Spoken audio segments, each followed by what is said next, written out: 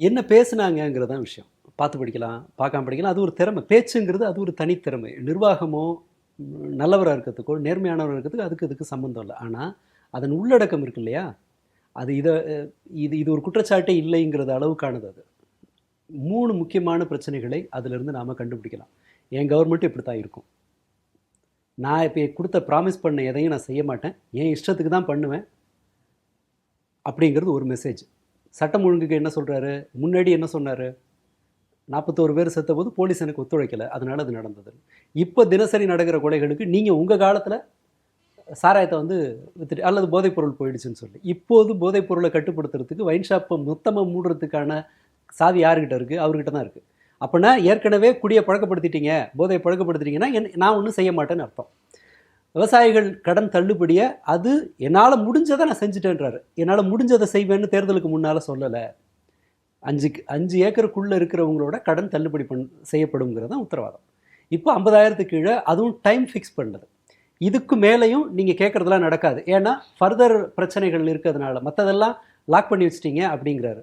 ஆனால் நிதியமைச்சர் கோட் பண்ணுறது ரிசர்வ் பேங்கோட விதிமுறைகளை. அப்போ ரிசர்வ் பேங்க்குக்கும் இந்த அடிப்படை வேறுபாடு கூட. கீழே இருந்து ஒருத்தன் கத்துறான் இல்லையா, இவர் நிகழ்ச்சிக்கு பாஸ் கொடுக்கலன்னு சொல்லி திமுக ஒழிகன்னு ஒருத்தன் கீழே கத்துறான்ல, அதுக்கும் இவங்களோட விஜய்க்கும் வந்து பெரிய அறிவுத்திறனில் வேறுபாடு இல்லை. பழி போட்டு தான் கவர்மெண்ட் சொல்றாரு. எங்களை தற்கூரின்னு சொல்லாதீங்க, எங்க தொண்டர்களை தற்கூரிகள்னு சொல்லாதீங்கன்னு சொல்றாரு விஜய். ஐக்கியூ 40 இருந்துச்சுன்னு வச்சுங்களேன், 40-50 இருக்குன்னா அது லோ தான். என்னதான் இருக்கட்டும், 10,000 கோடி சொத்து இருக்கட்டும், நான் இப்போ பேப்பரில் 20 மார்க் எடுத்தவொடனே 20 மார்க் எடுத்தவொன்னு தான் சொல்ல முடியும். தற்குறிங்கிற வார்த்தை வேறுபாடாக இருக்கலாம். இது போதுமான அறிவோடு செயல்படலை அப்படிங்கிறதான் விஷயம். அந்த வார்த்தை பிடிக்கலன்னா வேற வார்த்தை மாற்றிக்கலாம். அது சொல்கிற மாதிரி தான். இப்போ ஒருத்தர் தன்னை வந்து இப்படி ஒருத்தர் குறிப்பிடக்கூடாதுன்னு ஒருத்தர் விரும்பினா நம்ம அப்படி சொல்லக்கூடாது. அந்த கோரிக்கையில் ஒன்றும் பிரச்சனை கிடையாது. தற்குறின்னு அதெல்லாம் இல்லை. மற்ற விமர்சனங்கள், சௌரியப்பட்ட விமர்சனங்களுக்கு மட்டும் பதில் சொல்ல முடியாது மேடம். பதில் சொல்ல வேண்டிய விஷயங்களுக்கு பதில் சொல்லணும். இவர் கோட்டு போட்டு வர்றதை வந்து அது ஒரு கிண்டல். அது வழக்கமாக அவர் மீது வைக்கப்படுகிற அல்லது இந்த அரசின் மீது, இந்த கட்சியின் மீது வைக்கப்படுகிற 1000 விமர்சனங்களில் ஒரு கிண்டலான ஒன்று. கோட்டு போடுறாரு, ஜோசியக்காரர் சொல்லி கோட்டு போடுறாருங்கிறது ஒரு விமர்சனம். நீங்கள் அதை நிராகரிக்கலாம்.